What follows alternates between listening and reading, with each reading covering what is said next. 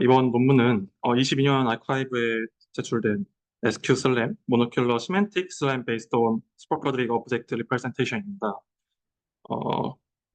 먼저 인트로덕션부터 살펴보겠습니다. 객체, 이 오브젝트의 파라미터화란 무엇인가에 대해서 여러모로 생각을 해봤는데요. 파라미터화된 오브젝트를 맵 요소로 사용한다면 이 슬램 시스템은 단순히 오브젝트의 위치와 형태를 인식하는 것 이상으로 오브젝트가 이게 의자인지 또 테이블인지 또는 문인지와 같은 고차원적인 의미 정보를 추론하면서 로봇의 장면 이해를 향상을 시키고 더 복잡한 작업을 수행할 수 있는 데 도움을 준다고 본 논문에서는 언급을 합니다. 그리고 변화가 발생할 때, 맵 내 변화가 발생할 때, 그리고 점군과 같은 무거운 데이터 대신 간결하게 파라미터를 수정하는 것만으로도 지도를 업데이트할 수 있고 이 지도에 업데이트할 수 있기 때문에 이 지도의 유지 보수와 업데이트 관점에서 더 편리한 어, 요소가 됩니다. 예를 들어서 본 논문에서는 가구가 이동되거나 새로운 장애물이 생길 때 이 시스템은 영향을 받은 오브젝트의 파라미터를 빠르게 조정을 해서 지도를 효율적으로 수정할 수 있다고 말하고 있습니다. 그리고 파라미터화된 오브젝트 데이터는 비교적 적은 메모리를 요구해서 데이터 압축과 저장 효율성에도 크게 기여를 한다고 합니다. 기존 연구에 따르면 이러한 방식은 데이터의 크기를 크게 줄여서 저장 공간을 절약할 수 있다고 하고 데이터의 크기 감소는 계산 효율성으로도 이어지기 때문에 이러한 실험 시스템이 환경을 더 빠르게 처리하고 분석할 수 있게 돼서 실시간 응용 프로그램에서도 이 실시간 반응성을 유지하고 효과적으로 작동할 수 있다고 말하고 있습니다. 다음은 슈퍼 쿼드릭이 무엇인가에 대해서 말씀드리겠습니다. 슈퍼 쿼드릭은 이 다양한 형태의 오브젝트를 표현할 수가 있습니다. 예를 들어서 단순한 타원체나 원통형 형태뿐만 아니라 큐브와 같은 복잡한 형태도 표현이 가능합니다. 그리고 이 슈퍼 쿼드릭은 일반적인 제네릭한 쿼드릭과 같은 기하학적으로 단순한 모델보다 더 정교한 표현이 가능하기 때문에 이 슬램 시스템이 생성하는 지도는 더 높은 정확성을 가지게 됩니다. 예를 들어서 오브젝트의 형태를 더 정확하게 포착하고 이 로봇이 더 정밀한 이 점유 공간에 대한 정보가 좀 더 정확해지기 때문에 로봇이 더 정밀한 작업을 수행할 수 있게 되지요. 그리고 오브젝트를 관찰하는 각도나 그리고 외형이 달라지더라도 이 슈퍼 쿼드릭을 사용하는 모델은 여전히 오브젝트를 비교적 정확하게 인식하고 추적할 수가 있다고 합니다. 실제로 기존 연구에서도 슈퍼 쿼드릭 기반의 모델이 다양한 시점 변화와 외형 변화에 대해서도 이런 상황 겪는 상황에서도 더 높은 정확도를 유지할 수 있다고 말하고 있습니다. 네. 본 논문에서의 키 컨트리뷰션인데요. 별도의 파라미터를 추정을 해서 의미론적으로 개선된 오브젝트 지도를 구축할 수 있는 슈퍼 쿼드릭 오브젝트 리프레젠테이션 메소드를 제안했고 오브젝트의 어페어런스 정보와 그 스파르스 포인트 클라우드의 기하학적 정보를 활용을 해서 경량화된 데이터 어소시에이션 전략을 구현했고 제안된 알고리즘을 기반으로 실시간 모노큘러 오브젝트 슬램을 구현해서 이를 공개 데이터셋에서 그 효과를 검증했다는 것이 본 논문의 키 컨트리뷰션입니다. 다음은 릴레이트 워크입니다. 처음에 초기 모델로서는 프라이어 오브젝트 모델을 사용을 했습니다. 이거에 대해 설명드리자면 초기에는 RGBD 정보와 그 프라이어 오브젝트 모델을 사용을 해서 그 모델을 랜드마크로 도입을 했습니다. 이 접근 방식은 기하학적 데이터와 의미론적 데이터를 통합해서 향상된 씬 언더스탠딩을 제공하는 지도를 구축하는 데 중점을 두었는데요. 하지만 아주 일반적인 씬에 대해서는 적용하기가 어려웠고 다용도로 사용하기에는 한계가 명확했습니다. 어, 그리고 그 다음으로 댄스 오브젝트 모델을 사용한 것을 보면 마스크 퓨전과 같은 부분에서는 댄스 오브젝트 모델은 시멘틱 세그멘테이션 모델을 활용해서 썰프레 클라우드로 표현되는 상세한 모델을 구축을 했습니다. 그런데 문제는 그 연산 과정에서 높은 연산 비용이 발생했고 이 같은 것들이 실시간 성능을 저해할 수 있다는 점이 있었습니다. 그리고 픽셀 단위의 그 세밀한 처리가 많이 필요해서 동적인 환경에서는 그 효율성이 떨어진다고 나와 있었습니다. 다음으로 unsupervised segmentation 기반 메소드 이는 디텍션 바운딩 박스 내에 덴스 포인트 클라우드에서 그 분할을 진행을 합니다. 그리고 그 분할된 오브젝트는 공간 매트릭 특성이 어느 정도 부족하지만 부족하고 의문적 레이블이 있는 점근 클러스터로 표현이 되는데 이 부분에서는 잘 제가 좀 더 분석을 해봐야 되는데 하지만 이 메소드는 정밀한 오브젝트 위치를 제공하는 데도 한계가 있다고 했습니다. 그리고 덴스 포인트 클라우드의 그 아주 덴스한 포인트 클라우드에 대해서 대부분 의존을 많이 하기 때문에 이 또한 컴퓨테이션 코스트가 많아질 수 있다고 말하고 있습니다. 그 다음에 모노큘러 카메라 임플멘테이션 관련 연구에서는 이 큐브 슬램과 같은 2D 바운딩 박스로부터 추정된 3D 큐브 그리고 쿼드릭 등을 오브젝트로 표현을 해서 사용을 했는데요. 이러한 메소드들의 한계가 단순히 기하학적 도형인 큐브와 타원이 오브젝트의 다양한 형태를 포착할 수가 없기 때문에 이 정확한 형태 표현에서 어려움을 겪는다는 고질적인 문제가 존재했습니다. 그리고 그래서 최근 연구에서는 이러한 쿼드릭 표현 개선을 중점으로 연구를 진행하고 있는데 파라미터 세퍼레이티드 이니셜라이제이션 메소드라고 하는 이 메소드를 통해서 좀 더 정확성과 로버스트니스를 높였다고 하고요. 그리고 SO 슬램이라는 연구에서는 이 쿼드릭 파라미터의 성능을 좀 더 향상시켰다고 말하고 있습니다. 하지만 이런 성능 향상에도 불구하고 이 단일 기하학적 모델은 다양한 오브젝트 유형을 정확하게 피팅하고 생성하는 데에는 여전히 한계가 있고 어려움이 존재한다는 문제가 있었습니다. 그래서 이러한 리미테이션과 오펜스들을 좀 더 분석을 해보면 근래에는 좀 더 슈퍼 쿼드릭 표현이 슈퍼 쿼드릭이라는 그 리프레젠테이션이 도입되면서 별도의 파라미터 추정, 쉐이프 피팅을 통해서 형상 피팅 성능을 좀 더 오브젝트의 그 형상과 좀 더 좀 더 맞게, 좀 더 그 오브젝트의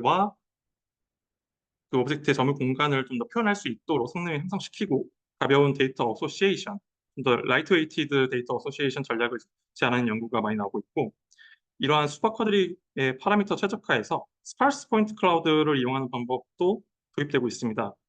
하지만 여전히 동적이고 또 혼잡한 환경에서는 해당 메서드들도 문제가 여전히 존재했습니다. 이제 본격적으로 슈퍼 쿼드릭에 대해서 설명을 드리겠습니다. 그 슈퍼 쿼드릭의 파라메트릭 이퀘이션을 보시면 두 곡선 함수의 스페리컬 프로덕트로 연산이 되어서 표현되는데요. 이때 AX, YZ 각각 슈퍼 쿼드릭의 사이즈를 의미하는데 이 입실론 1, 2라는 파라미터도 이거는 이제 쉐이프 파라미터를 의미합니다. 오른쪽에 피규어를 보시면 입실론 값이 점에 따라서 슈퍼 쿼드릭의 형상이 변하는 것을 확인하실 수 있습니다. 이때 스페리컬 프로덕트에 대한 이해를 돕기 위해서 자료를 준비해봤습니다. 이걸 구면곱이라고 하는데 이 구면곱은 수식처럼 HM이라는 두 개의 2D 곡선에서 작용을 하고 이들이 작용해서 3D 표면을 형성하는 것을 정의해야 됩니다. 각각의 2D 곡선은 하나의 자유도를 갖고 있고 이 생성된 3D 표면은 2개의 자유도를 가지게 됩니다. 좀 더 이해를 쉽게 해보자면 저 오른쪽에 보이시는 피규어와 같이 함수 h를 수평 곡선으로 생각을 하고 함수 m에 따라서 수직으로 스위핑되는 방식으로 이해해 보시면 좀 더 좋을 것 같습니다. 이때 여기서는 A, 1, 2, 3는 모두 스케일링 파라미터로 오른쪽에 저기 나와 있는 타원체 같은 형상을 정의할 수 있도록 만들어줍니다. 그래서 스파크 드릭은 이와 같이 앞에 정의했던 대로 정의가 되고 각각 입실로이드, 나와 있는 것처럼 입실로이드, 그리고 원시트, 하이퍼볼로이드, 톨로이드 등이 이런 구면 곱으로 다 정의될 수 있다는 것을 알 수 있습니다. 이어서 implicit equation을 설명드리자면 좌측의 수식으로 표현이 되고요. 아래처럼 벡터라이제이션을 수행해서 슈퍼쿼드릭 파라미터를 정의하게 됩니다. 네, 각각 트랜스레이션과 로테이션을 하고요. 그리고 이제 스파 쿼드릭이 제네릭한 쿼드릭과 어떤 차이가 있는가를 보면 스파 쿼드릭에서 입실론 1, 2가 각각 1일 때 이 스파 쿼드릭은 일반적인 제네릭한 쿼드릭 형태와 동일한 형태가 됩니다. 결국 이 말은 슈퍼 쿼드릭의 특수한 형태가 제너릭 쿼드릭이라는 것을 알 수 있는 부분입니다. 네, 이제 좋은 논문의 주요 메소드를 설명드리겠습니다. 대략적인 파이프라인인데요. 이 파이프라인 개요도를 보시면 RGB 이미지를 받아서 오브젝트 디텍터를 통해서 바운딩 박스를 얻고 그 ORB 슬라임을 통해서 피처 기반 스파스 포인트 클라우드를 얻게 됩니다. 그리고 트래킹 스레드에서 아웃라이어 리무버를 진행하고 포즈 이스티메이션을 진행합니다.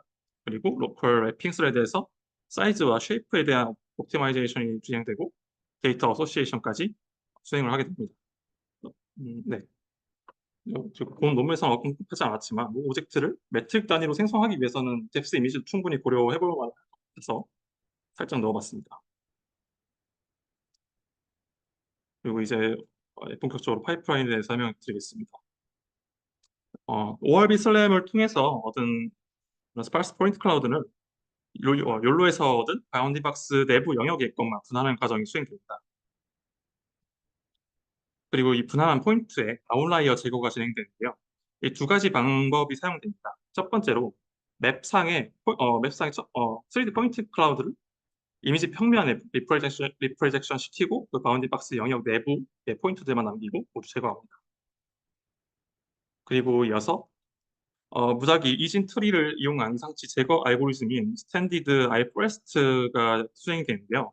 이게 기존에 잘 알려진 아이포레스트 알고리즘은 단순한 수직 수평 하이퍼플레인 분할을 이용을 해서 그림과 같이 비정상 영역까지 모두 정상으로 판단되는 경우가 있었고, 그리고 정상 영역이 아닌 곳에 나타나는 고스트 클러스터도 존재했고요. 그리고 세 번째, 우측의 세 번째 그림 보시면 데이터가 없는 빈 공간에서 어노멀리 리전으로 판단되어야 하는데 정상 영역으로 거의 직사각형처럼 형태가 나타나는 것을 확인하실 수 있습니다.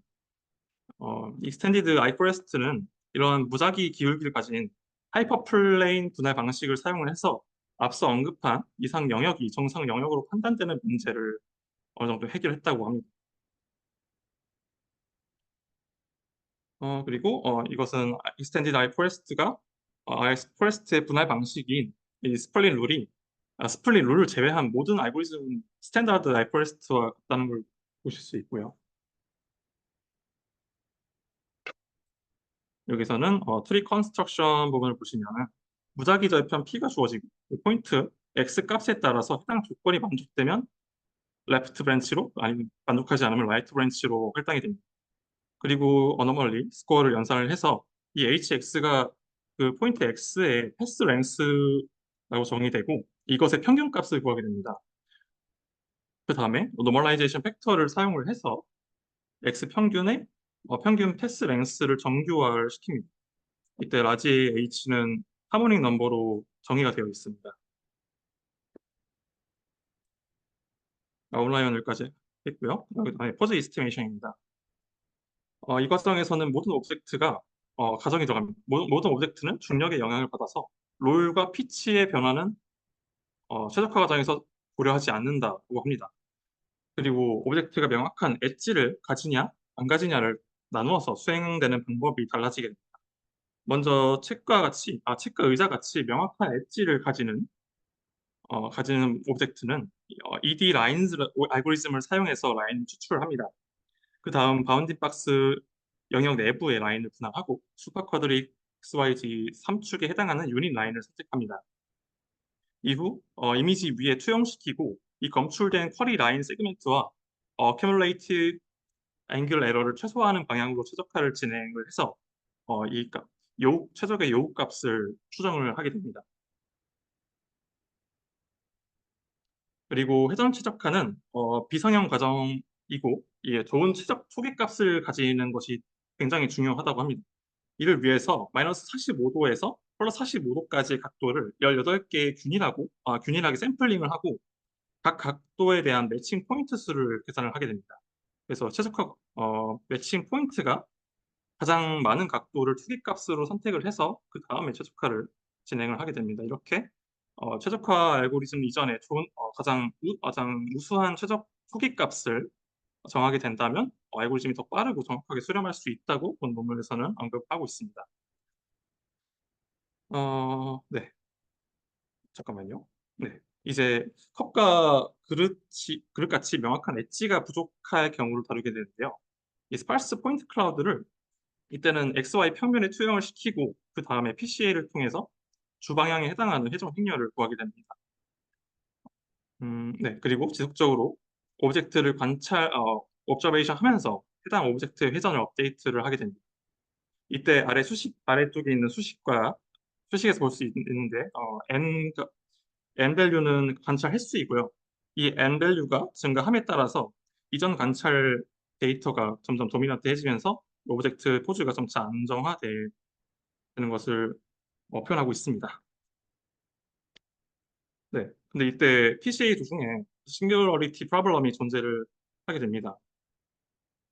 이 말이 어떤 문제냐 하면 그림과 같이 슈퍼 쿼드릭의 요 앵글을 원래 그 각도보다 90도 더 회전시키고 그 다음에 XY 방향의 슈퍼 쿼드릭 사이즈 값, 그 스케일링 팩터를 서로 바꾸게 되면 동일한 오브젝트가 되어버리는 문제가 존재합니다. 그러니까 유일해가 존재하지 않는 문제인 겁니다. 이를 해결하기 위해서 오브젝트 프레임의 X축과 월드 프레임의 X축 사이의 각도를 항상 90도 미만으로 유지하도록 회전을 수동으로 수정을 했다고 본 논문에서는 언급을 하고 있습니다.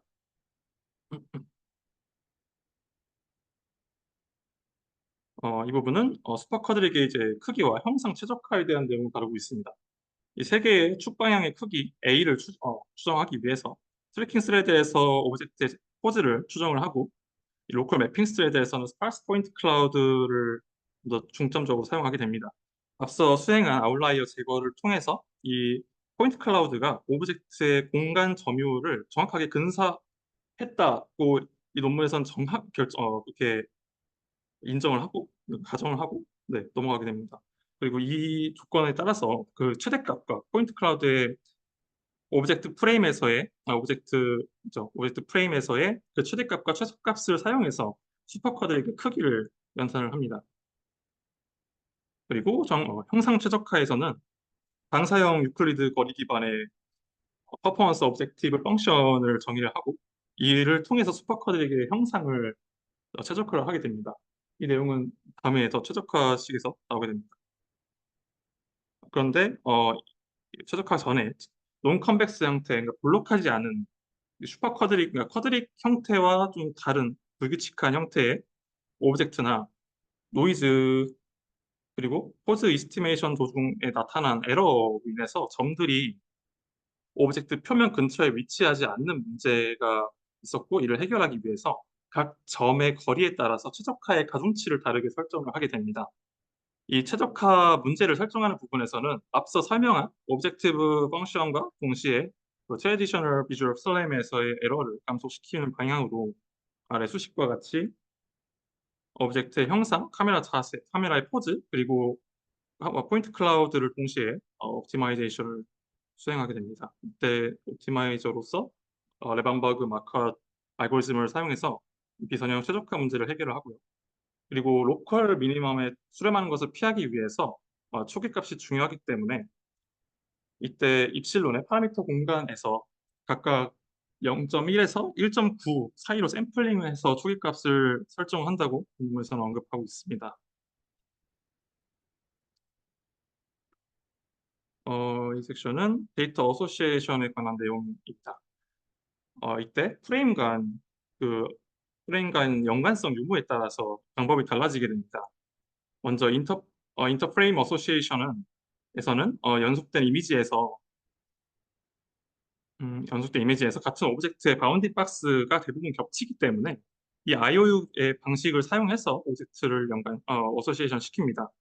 만약 유사한 오브젝트가 많을 경우를 대비해서 이 피처 디스크립터 매칭을 사용한 포인트 어소시에이션을 통해서 이 IOU 방법을 보완을 한다고 말하고 있습니다.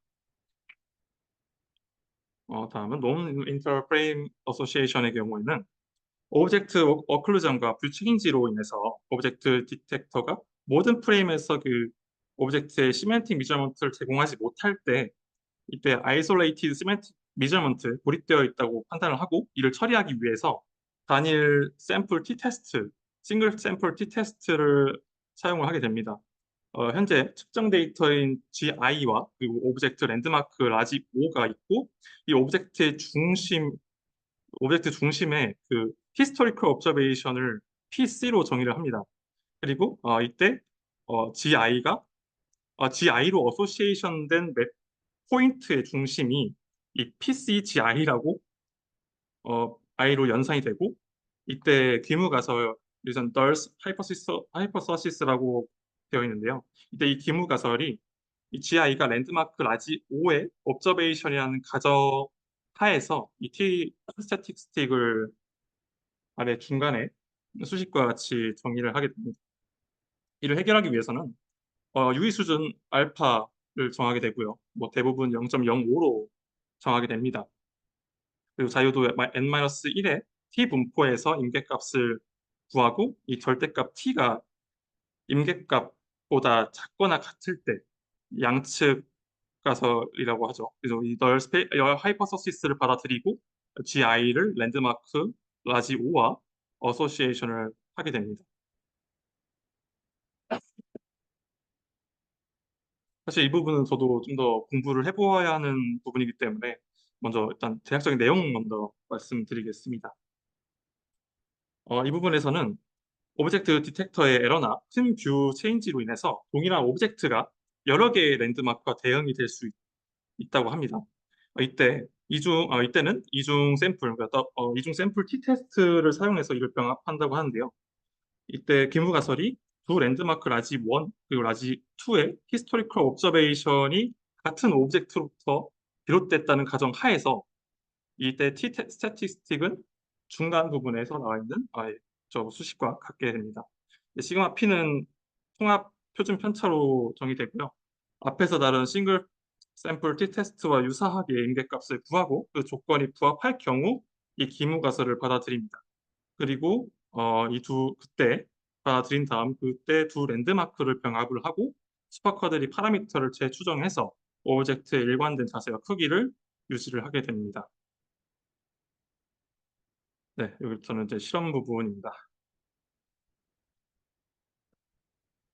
네, 테이블 1에서는 보시는 바와 같이 박스, 책, 소파 등과 같이 유사 큐브형 오브젝트의 경우 슈퍼 쿼드릭보다 오브젝트의 가장자리를 잘 표현할 수 있었고 IOU가 각각 11.9%, 9.4%, 20.8% 정도 증가했다고 논문에서는 나와 있습니다. 그리고 여기서는 그릇의 경우 표면이 매끄럽고 형태가 원래 제너릭 쿼드릭과 굉장히 유사하기 때문에 슈퍼 쿼드릭의 이점이 뚜렷하게 드러나지는 않았습니다.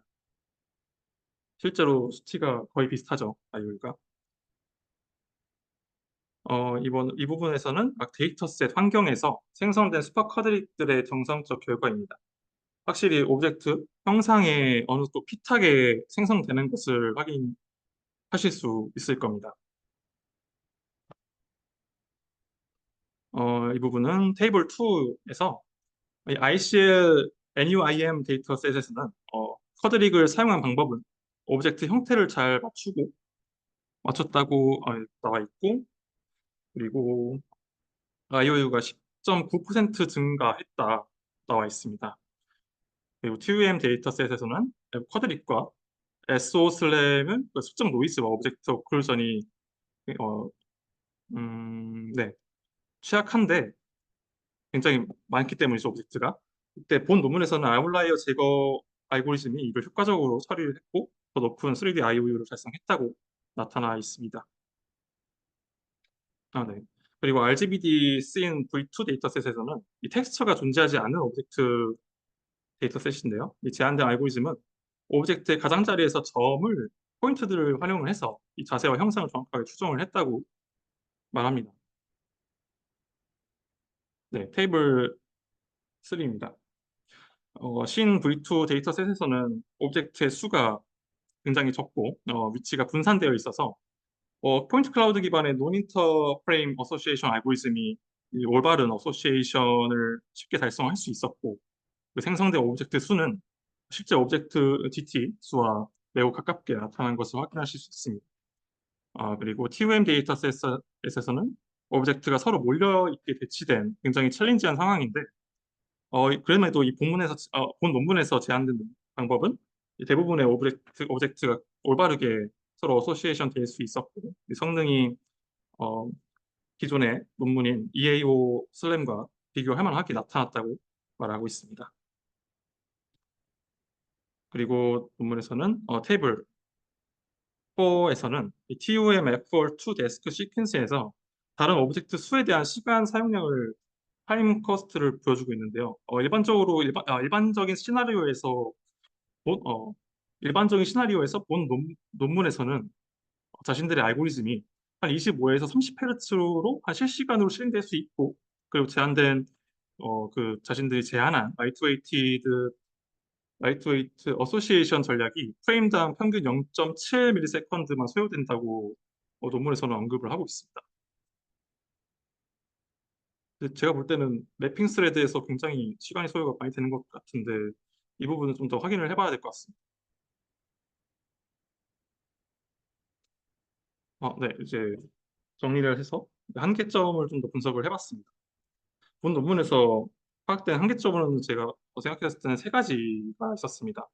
일단은 굉장히 고질적인 문제긴 한데 단일 기하학적 모델의 한계 그리고 초기 추기값의 중요성 그리고 오브젝트의 디텍션에 대한 의존성이 있었습니다. 어, 보- 본 논문에서의 방법론 또한 그리고 이 굉장히 복잡하고 논 컨벡스한 오브젝트에 대해서는 정확하게 표현하는데 어느 정도 어려움을 겪을 수 있다고 하고, 그리고 부적절한 초기값은 최적화 과정에서 로컬 미니멈을 수렴하게 해서 전체 성능을 저하시킬 수도 있을 것이다. 고 봤고요. 마지막으로 이 시스템의 성능은 어, 인지 파트에서 정확도에 굉장히 크게 한다고 생각을 했습니다. 그래서 이 오브젝트 디텍터의 정확도가 굉장히 중요하다고 생각을 했는데 이 인지가 실패를 할 경우 전체 슬램 파이프 라인 자체가 영향을 받는다는 한계가 존재한다고 봤습니다. 네, 결론입니다.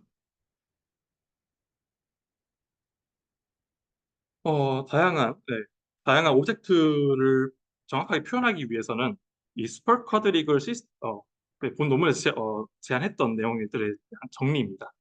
네, 슈퍼 쿼드릭을 슬램 시스템에 도입하고 더 정확한 오브젝트 지도를 구축할 수 있었다는 점, 그리고 오브젝트의 외형 정보, appearance information과 geometry information을 전부 활용해서 경량화된 아주 라이트웨이터 데이터 어소시에이션 전략을 제안해서 실시간 성능을 보장했다고 말하는 점, 그리고 실시간 모노큘러 오브젝트 슬램 시스템을 구현을 하고 공개되어 있는 데이터 셋을 통해서 그 논문의 효과를 검증을 해서 기존 방법보다 수함을 입증을 했다는 점이 본 논문에서 언급했던 주요 내용들이었습니다.